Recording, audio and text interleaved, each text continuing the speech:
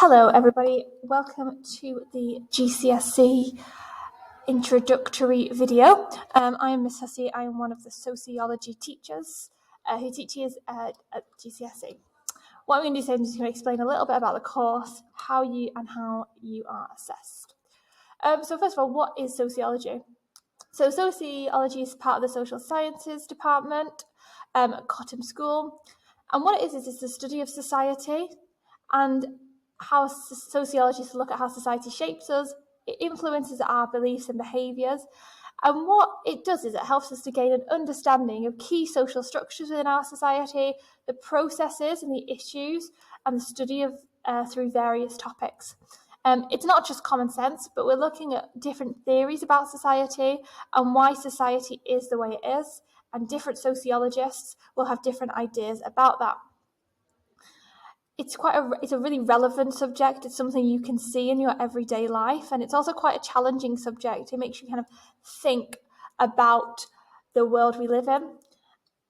And students who enjoy sociology, they tend to ask lots of questions about the world around them. They're quite curious about why there's certain inequalities or why the world and society is shaped the way it is.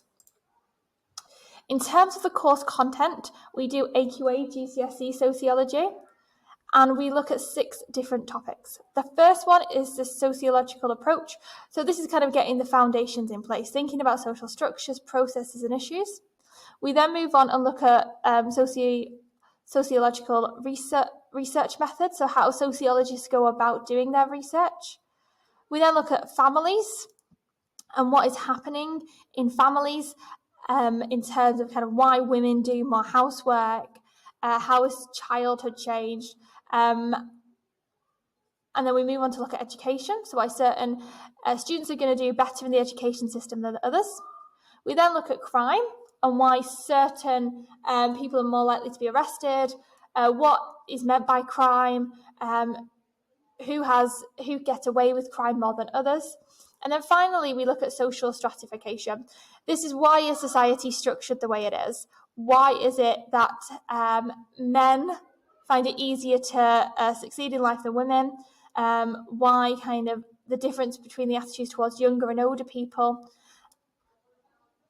And why ethnic minorities might struggle to be as successful as their white counterparts. Some example of some of the questions we consider, as I've already kind of mentioned quite a lot, is how do we learn our culture? Who is Karl Marx and why are his ideas important? What different family forms exist in Britain? How has the relationship between parents and children changed over time? How might parental attitudes affect achievement in school, and so on? So we're looking at really relevant kind of ideas and relevant things in your life. You can kind of see what we're learning about in your life through your family, through the education system, and you can see these theories in action. The course is assessed in 2 written papers, both taken at the end of year 11. So paper 1 is looking at families and education. It's an hour 45, 100 marks, and it's half of your GCSE. Here are some examples. So we've got 4-mark questions, 1-mark questions, all the way up to 12-mark questions. Our 12-mark questions are essay-based questions. It is quite a lot of writing sociology. So it's a multi-paragraph answer. And as you can see with the item in the bottom right-hand corner, you can see there's also quite a lot of reading. So it is important to be aware of that. There is quite a lot of writing and reading this subject. And then paper 2 is again an hour 45, 100 marks, and half of the GCSE. And that is looking at crime and deviance and social stratification. Once again, it also has 12-mark questions, then kind of longer questions.